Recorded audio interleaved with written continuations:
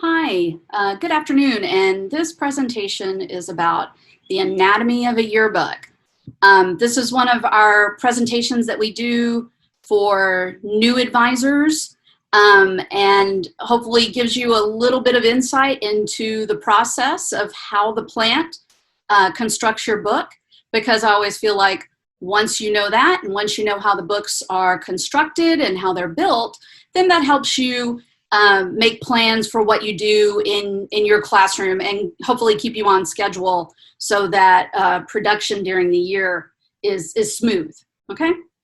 So this is a a diagram of all the parts of the yearbook and how it comes together in the plant. These are all the things, and so in May, when it starts getting to be, exciting, if you're a spring delivery book, you will hear your rep say, okay, you're in binding now, or you're in gathering now, or you're in folding now. And that's what your rep is talking about, is all these different things that are there in your book. So if you have a yearbook, if you had one sent to you from Balfour or anything around there, Balfour book, what you can do is you can open up. I'm going to go ahead and tell you I've already started deconstructing my book because I needed to loosen it up. These books are so well made.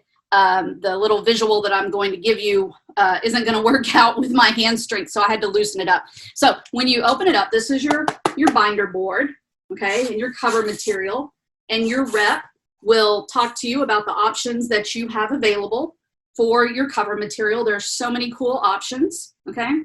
There's a lot of options. In fact, it's almost overwhelming. And then inside, and I know mine's ripped, sorry, this is your end sheets, okay? It's cardstock. It feels like cardstock. It's a little heavier. And then you've got the actual, sorry, I'm looking at the camera here, the actual pages of the book, okay? If I turn it like this, I can see that the spine and the stitching, this one doesn't have a headband. If you see on that diagram where it says headband, this one doesn't have a headband, but you can see where it's stitched there at the spine.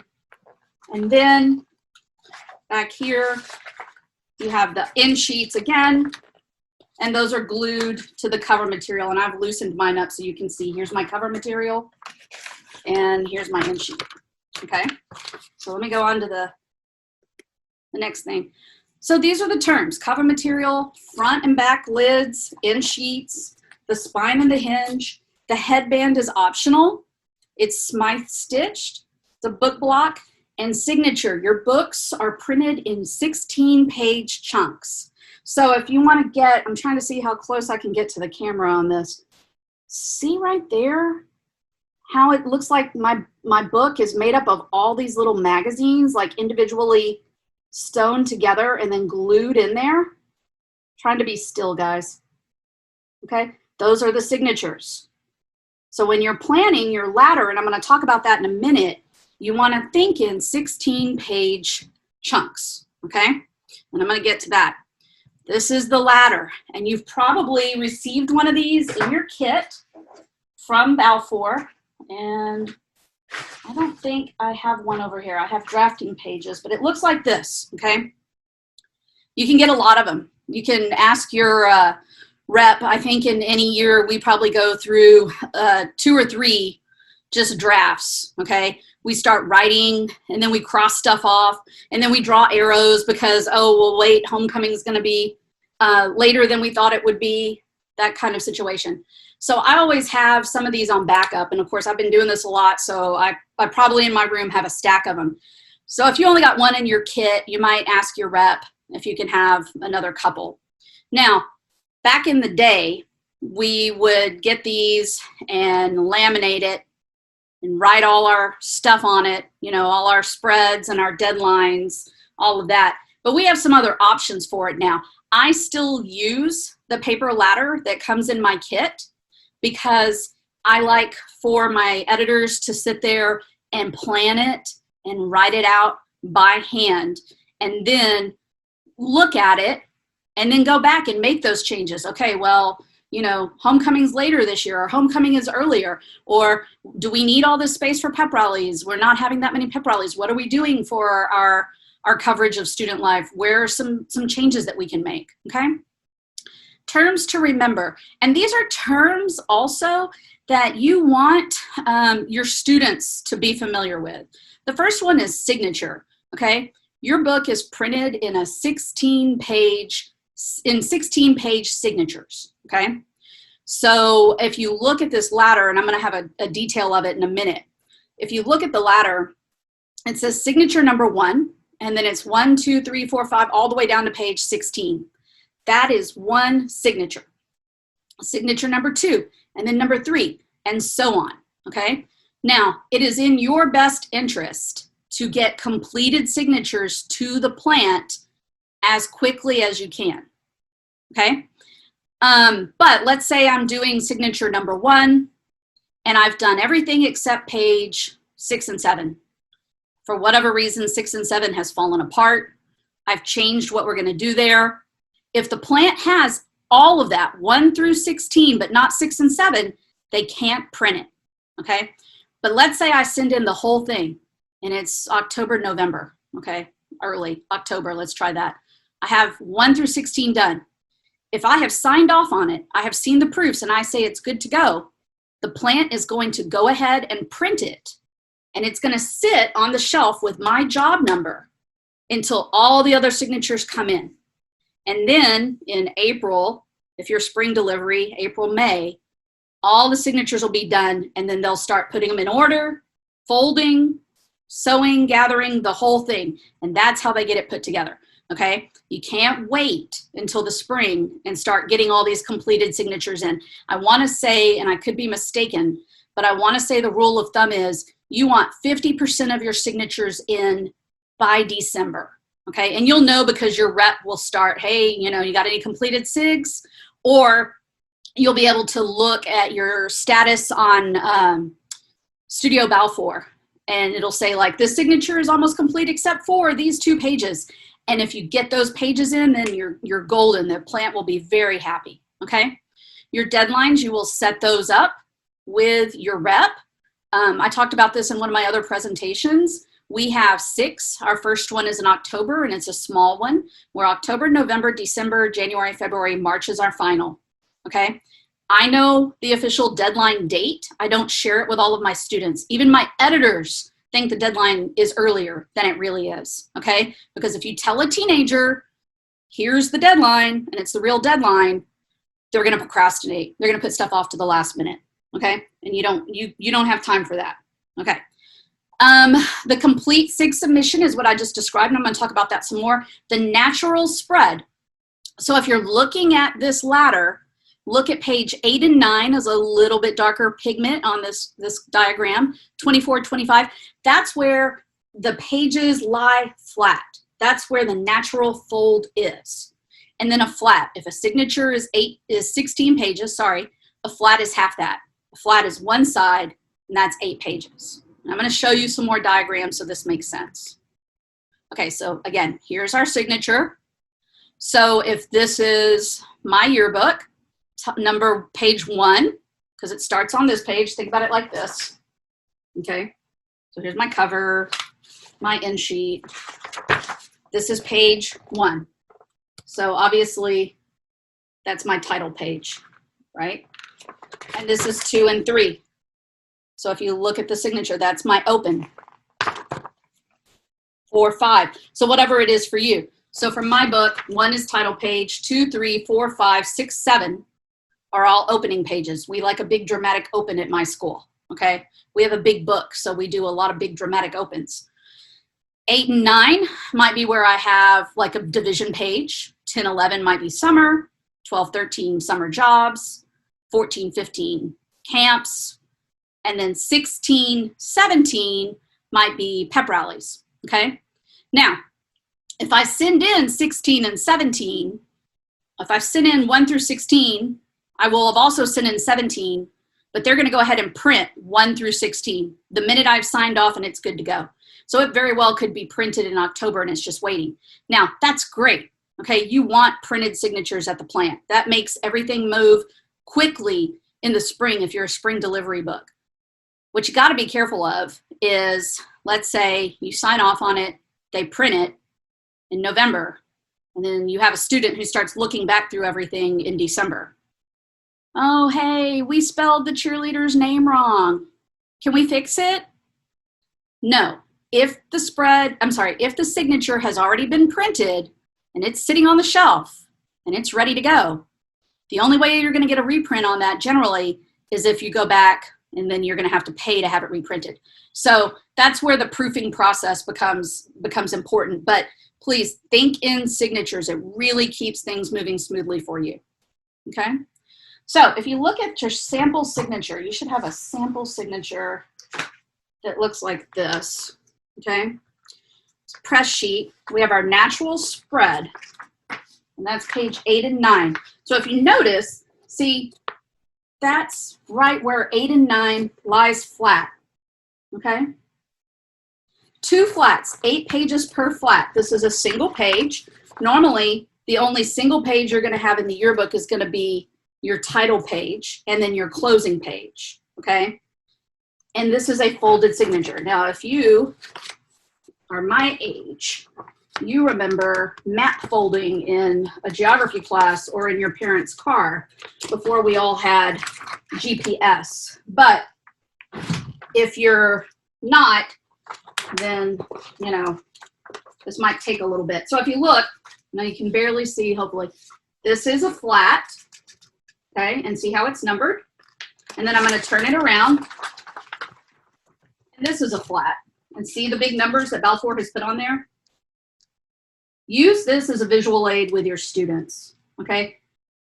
So that they can see. And then, because this will help you. So let's say I get all these pages printed. Now I can't fold this back.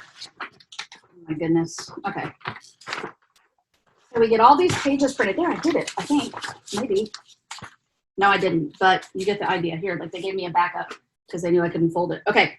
So once you get all of these pages printed, right? They're connected here. That will be trimmed, okay? And then it will open like a book, okay? 1, 2, and I can kind of pull this apart here. 2, 3. Now look at how this goes. For this particular demonstration, they've done half the flat in color and half of it in black and white. And I'll explain to you, you know, first of all, it helps you visualize this, but second of all, I worked at a school one time where we did this way on purpose, and I'll explain to you why. I don't know if anyone still does it that way. So I'm pulling it apart here across the top so you can see how it's connected. And I'm not doing a very good job, of course. So this is connected on the side too. I'm going to kind of rip it a little bit. Of course, they won't do this at the plant. They'll cut it for you much better than what the hatchet job I'm doing over here. And then this, okay? So here's another one. So this is my signature number 1. This is my signature number 2, and so on. And then when they're all there and they're all done, they get folded and stitched and glued, just like that. So if you go back to this book, okay, you can see, whoops, there we go, right up close. See all those signatures stacked in there? See them in there? Okay, so get your book real fast though, and pull it apart for me. Okay, and like I said, I've loosened mine up, and it is such a well-constructed book. Credit to Balfour here, because I had a hard time, so I've loosened mine up. So here's the binder board, right? Here are my pages. I've ripped up my end sheets, but you get it. These are the card stock that goes inside the binder board. So this part, that's what keeps those pages adhered into the binder board right there. And then these are my pages. Now, you have a book, I think, a book was provided to you, and you can see it in there. And you can separate a signature. You have a book that was provided to you, and you can go ahead and rip it up now, like I did mine, or you can rip it up in front of your students, okay? Now, they'll freak out because you're tearing up a book, but look, that's a signature that I just pulled out of that book, 16 pages. Now, obviously, this one's cut gathered up and has been glued in there, so it doesn't have the folding on it, but you get the basic idea. But your students need to see this too. So you can rip it up right now with me doing just like I did it, or do it in front of your students so that they can see how these books are put together, okay? So here's what I just showed you, a visual of that. So that's one side, and you can kind of see, remember 8 and 9, that's your natural spread up there. And here's the other side. So a flat is 8 pages, it's half a signature. Signature is 16 pages. Now, part of the reason why they do this in black and white is so that when you're learning about this for the first time, you can see how those pages are folded, and gathered. When you've got, you know, every other spread is black and white, you kind of register. I will say, like, I worked at a small private school, over 20 years ago, I guess. And they had a very small book. It was like 100 pages, and didn't have, you know, a big budget, but and it was a small school. I mean, I think there were 80 seniors in our graduating class, if that, maybe more like 50 if I'm remembering correctly. And so it was a black and white book, but they wanted the seniors to be in color. And so the cheapest way to do that was to pay for a flat of color with that particular product. And remember, this is 20 years ago, so I'm not speaking to any pricing models or contracts or anything right now. This was 20 years ago. So what they would do was they would say, okay, you're going to get 8 pages of color. And so my students and I, it was a very small group, would say, okay, we're going to do, you know, seniors on this, you know, 1 and 2 or whatever the SIG is, 17, 18, sorry. And then we'll do some sort of senior coverage in black and white on 1920. And then we're going to do cap and gown portraits in color on 21, 22. So we really had to plan those 8 pages of color because that was all that we were given to work with. But, and I, you know, I'm not sure if that's even a thing anymore, but this is what that reminds me of. And again, this is done so that you can see how this is folded. In the Balfour, Studio Balfour, you'll see downloads about the ladder diagram and how you can calculate what should be covered. I will tell you that we do a couple of different things. I always have my students go through and talk about, you know, what do we have to cover? What do we want to cover? What do we need to cover? And those are all different things. So what do we have to cover? Well, we have to cover all the teams. We have to cover homecoming. We have to cover the pep rallies. We have to cover, you know, the theater productions. What do we want to cover? Well, we might want to cover student cars, or we might want to cover student shoes or jobs or whatever it is, right? And then what do we need to cover? And last year, that was like a lot. That category is usually kind of interesting, and even more so last year, because we were, you know, we need to cover how the school is responding to COVID. We need to cover the restrictions that are in place. We need to cover the phase-in program. We need to cover the reopening. We need to cover the mask mandate. You name it. They had so much stuff that they felt like needed to be part of the book. It had to be part of the story, okay? So if you look at this, this will take you through that ladder, like, you know, breaking up the ladder diagram mathematically, or, you know, in a way that hopefully gets everything that you need in there, in the page numbers that you have to work with. One other thing that we do, and if you're new, you would also, I would suggest doing this, is get last year's yearbook. If you're an advisor taking over for an advisor who left, you might talk to you know, an administrator or somebody and say, you know, was everything cool with last year's yearbook? Now, if they tell you, yeah, everything was fine, but they left off, you know, an extra band spread that we do every year, and a lot of parents were upset, then go to that yearbook and put a giant Post-it. Be sure to include extra band spread, or whatever it is. You got to figure out, you know, what is your community expecting?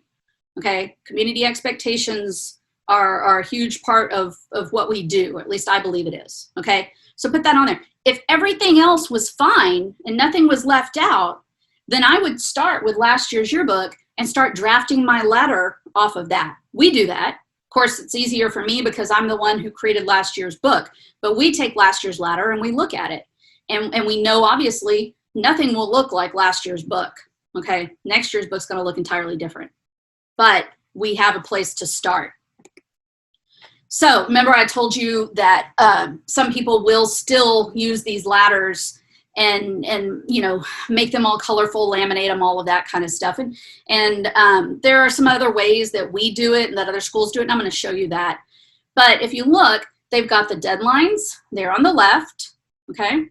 And then they've got it color-coded with the signatures. So in this book, the first deadline is October, and the colors are kind of different there, but it looks like they're going to try to, for October, send in signatures 1, 2, and 3, okay?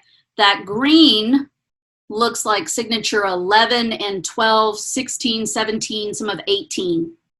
The blue, December, they're going to send in the people pages because I'm looking at signatures 12, 13, 14, 15, maybe part of 5, and that's okay. You can jump around like that. They really want you to get signatures complete. So I could get signature number 2 complete, number 7 complete, number 8 complete, number 14 complete. If I do it like that, that's still good, even if I haven't, you know, started with signature number 1. But you really want to strive for completed signatures, okay? A lot of schools switch to chronological, and I'll talk more about that and why that works even beyond maybe a choice that a school made last year, and how that helps with that completed signature. There, that's a better image of that. So the pink stuff went in October, the green went in November, the blue was in December, and so on. So you kind of see how that works. Now, if your staff still wants to create a ladder that looks like this, that's fine, more power to them, okay? Take a picture of it though, because people write on stuff, they cross out stuff, it gets kind of messy. Here's another ladder from a school, and they have the Balfour one there. And then they've got a deadline countdown. Now, if your book is big like mine, I have to have 2 ladders, okay? Because that one stops at 300 and something. And last year, I think we had 320 something pages, but the year before that, we were like at 370. We cut 50 pages last year, okay? Wow, this book, this is somebody with really good penmanship and some time on their hands, okay? I don't know whose classroom this is. Every year I see this and I keep forgetting to ask. But they've got the spreads up there, the page numbers, who's supposed to be working on it, the editor assigned to it, when it goes, and what's the status. Is it in proof mode? Has it been created yet? All of that. That's a lot of work up there, okay? For me, I prefer my notes to be, you know, something I've handwritten or digital. So if you look, this is a screenshot of something that someone created, like using Google Sheets or numbers or something. So they've got the page number on the left, the page description, okay, and the content, like when is it going to happen? When are they going to get photos of homecoming? Well, they've got 9:30, or that's when it's planned. They have to have their inspiration design by October 5th. They have to have it designed by the 14th, and they have to meet deadline by the 28th of October.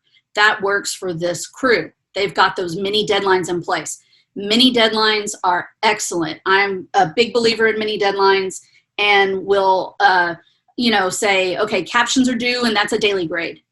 And photos all have to be placed, and that's a daily grade. And then the final deadline will be a test grade where we have a whole spread check, okay? But put those mini deadlines in there. You know, just like teaching any other course, you don't want to find out at the end of the unit on fractions that, you know, little Tommy just still doesn't know how to add. So you have those checkpoints along the way to make sure by the time you get to fractions, he's got all those other skills he needs. So when you put those mini deadlines in, if I'm talking about the camps page, I don't want to get to the 28th of October and it's due and I haven't looked and I haven't checked in with my editor or the student assigned to it, and why is it not ready?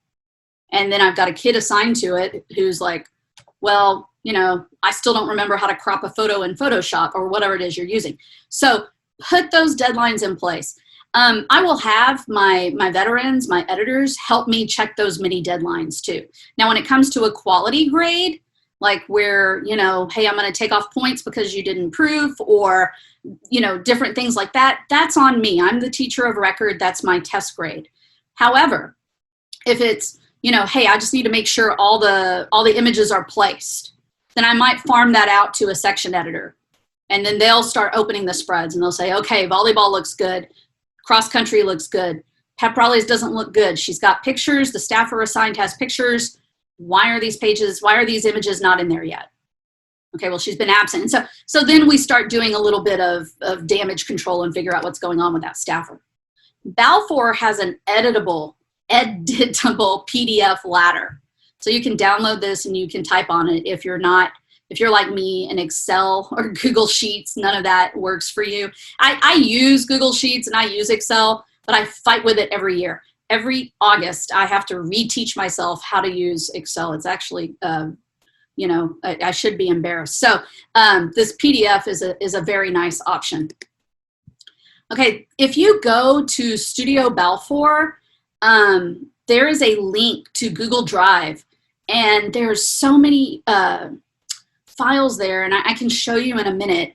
And there's ladders. People have put their ladders in there to share. It's very interesting to look at.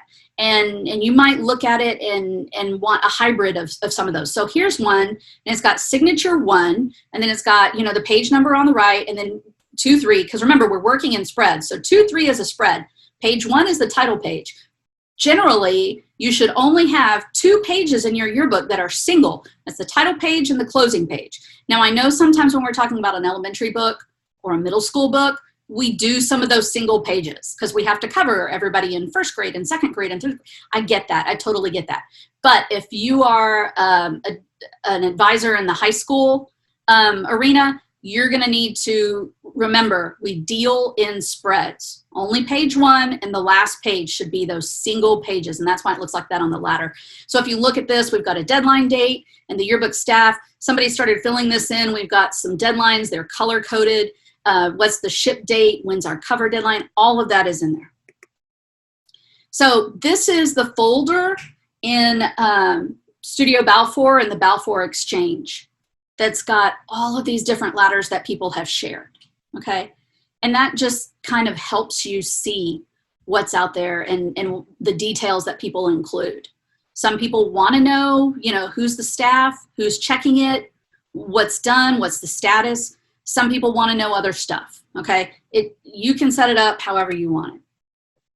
This is something else that you will see in Studio Balfour. I love this. And whenever you submit pages, or at least when I submit pages, my AE sends me back a page and signature status report as a PDF. And I print it out for every deadline, and I look. And so if I look at like signature 1, see that across the top, 1 through 16. So if you're looking at that, the ones in dark gray, 6 through 16 have been submitted. To have a complete signature, I need to submit 1, 2, 3, 4, 5. And if I submit 1, 2, 3, 4, 5, the plant is going to be delighted, okay? When you can fill that in, see, look at the 4th line, 49 through 64, and it's got that check mark. That is a complete signature. So this is what we're talking about. You want to get those filled in. And what I do, this is what I keep for me. My editors will look at it sometimes. Mostly it's for me. This helps keep me kind of sane, is I will print this out and take a pencil and jot in, okay, this is going to be basketball. This is going to be whatever. This one's, you know, we're aiming for December on this one.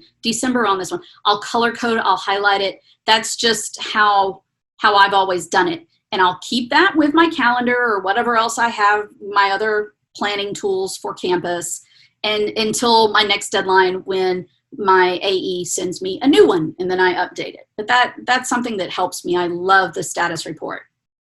Okay, so when we're talking about all of this and how do you set up a book, you know, a long time ago, yearbooks were mostly divided into these 5 sections, and that's what we would do. You'd have a division page that say with student life, and academics, organizations, sports, and people.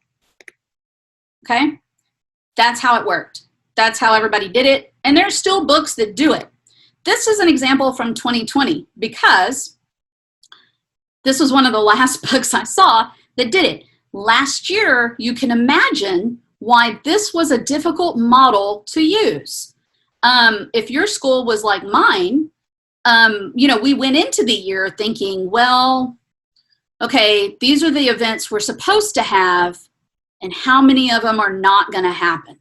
So we didn't want to budget a large amount of pages for, academics if we weren't going to be covering in-person labs and stuff like that. We had to have a different method of organizing it. So last year you saw a lot of schools move to this chronological method. But even before then, a lot of schools were doing it. I like the chronological method because it helps me fill in those signatures sooner than later, okay? And I like knowing that, after our last deadline in March, we usually wrap up one big set of proofs and then we coast from April to May, okay? And we're waiting for distribution. Our book is, in the press room, all of that. And we're going to get that book into students' hands before the last day of school. I don't ever want to have to come back after school is out to distribute the book, okay? So you could break it up by season, or you could break it up by grading periods or months, days, weeks. We saw a whole bunch of stuff this past year. And so if you look, this is, I'm sorry, it's supposed to say Leander, but this is actually Bridgeland. I'm sorry, those aren't accurate. So let's not look at those things on the bottom. I'll put this there. This is Bridgeland High School, and this is the division page. And if you look in the lower right, it says first semester division, okay? And she's got the table of contents right up there. Page 9, what you missed, mass, if COVID only knew. I mean, first of all, this theme is great because obviously this was a year where we were literally penciling stuff in on calendars and then wondering how long it would be until it was canceled or adapted or virtual or whatever. So this theme really speaks to that. But you can see it's first semester division. So they did it by semesters, okay? Whoops, let me go back. Okay, both of these schools put table of contents on the title page. So on the left is the title page for Leander High School. And if you look, we've got summer, autumn, winter, spring, and people, okay? And that's basically what you would see. People is always gonna be its own thing. I like that they left it to the back. We put all of ours in the back too, because this year we didn't know how many people we were gonna get to photograph. We know how many students we had, but we didn't know how many were gonna actually come in and be photographed, okay? And then on the right, this is Rock Canyon. And their theme was Consider. It's a beautiful book. And if you look, they've got these sections, join from home, and that was learners, meet faculty, that's your staff, see us at school, and reach out, okay? And this is their title page. And then, this is Buffalo High School. Okay, and Square One was the theme of their book. Same thing, chronological. New opportunities, first day of sports, first day of school, current events, switch to distance, new connections, mass, spring return, work adjustments. So they were also going in chronological. Again, it was much easier to do that not knowing what was coming next, okay? And that, let's see, hold on. Oh, that's it. Okay, so this is my contact information. I'm at Johnson High School in San Antonio. This is my email. And hopefully, like I said, if you're totally new to the process, this gives you an idea about how the book is actually published, and hopefully that will help you with your own publication. Let me show you one other thing though.